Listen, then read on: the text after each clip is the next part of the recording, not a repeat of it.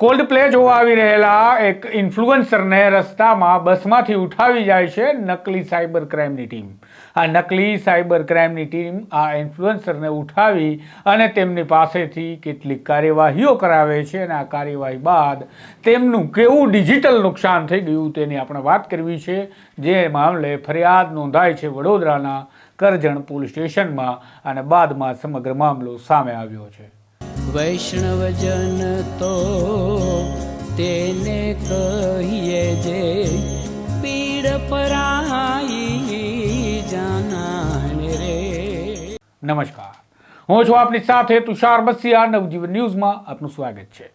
ઘણી વખત તમે સાંભળતા હશો ડિજિટલ ફ્રોડ અથવા તો હેકિંગની ઘટનાઓ છે. હેકિંગની ઘટનાઓ દૂર બેઠેલો હેકર આપણા ફોન કે ડિજિટલ ઇક્વિપમેન્ટ્સને હેક કરી અને અંજામ આપતો હોય છે. જ્યારે સાયબર ફ્રોડમાં આપણો પણ ક્યારેક આપણા જ્ઞાનનો અભાવ કે આપણી પાસે રહેલા ગેજેટના અંદરના નોલેજનો અભાવ શિકાર બનાવતા હોય છે અને તેનો લાભ ઉઠાવતા હોય છે સાયબર ક્રાઇમના માફિયાઓ. પરંતુ આ બંને નથી થયું.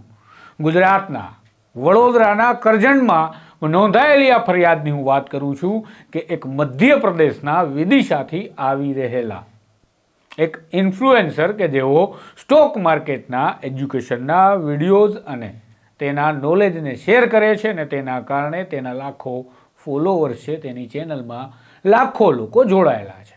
વિદિશાથી નીકળે છે રામજીભાઈ શ્રીવાસ્તવ કે જેઓ અમદાવાદમાં કોલ્ડ પ્લે કોન્સર્ટ જોવા માટે આવવાના હોય છે. માટે તે પોતાના મિત્ર રહેતા ભરૂચ કે જેઓની ઘરે જવા માટે નીકળે છે. વિદિશાથી ભોપાલથી તેઓ એક બસમાં બેસે છે અને વડોદરાથી ભરૂચ તરફ જઈ રહ્યા હોય છે. તારીખ 24/1/2025ના રોજ. ત્યારે રસ્તામાં તેમની સ્લીપર કોચ બસને અટકાવવામાં આવે છે. ઉપર ચડે છે કેટલાક લોકો અને એ લોકો હોય છે સાયબર ક્રાઇમની ટીમની ઓળખ આપનારા ઠગારાઓ. આ નકલી સાયબર ક્રાઇમની ટીમ બની આવેલા શખ્સો રામજી શ્રીવાસ્તવને ઉઠાવી આગળ પડેલી કાળા રંગની સ્કોર્પિયો કારમાં બેસાડે છે.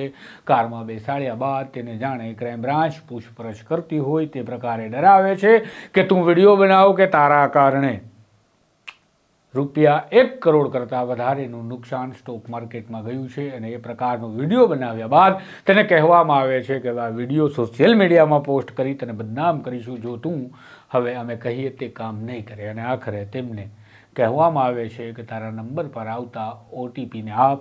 પરંતુ આ રામજી શ્રીવાસ્તવ જે OTPના નંબરની વાત કરી હતી એ ફોન પોતાના ઘરે વિદિશા રાખી અને આવ્યા હતા અને આખરે એ OTP માટે પોતાના ભાઈનો સંપર્ક કરી અને આ નકલી સાયબર ક્રાઇમની ટીમના ગુંડાઓને આપે છે.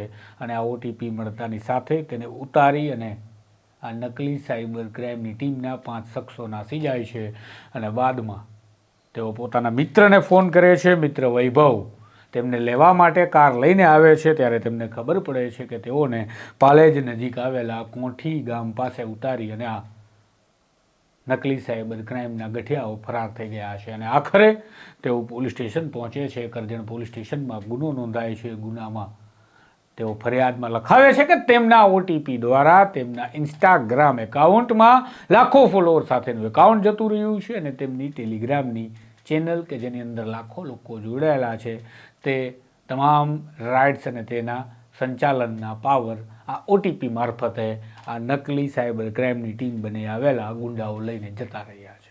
આ ચોંકાવનારો કિસ્સો છે. ગુજરાતમાં સાયબર ફ્રોડ ડિજિટલ ક્રાઇમની ઘટનાઓ આપણે સાંભળીએ છીએ, પરંતુ હવે તો બસમાંથી ઉતારી અને ગુંડાઓ આ પ્રકારની ઘટનાઓને અંજામ આપે છે જેમાં જરા પણ ભેજું લગાવવાનું નથી. બસ નકલી પોલીસ બની કોઈના મોબાઈલના OTP લેવાના છે. કઈ હદે ગુજરાત રાજ્યની કાયદો અને વ્યવસ્થાની સ્થિતિ છે? કમેન્ટમાં જરૂરથી જણાવજો. નમસ્કાર. વૈષ્ણવજન તો તેને કહીએ જે પીડ પરાઈ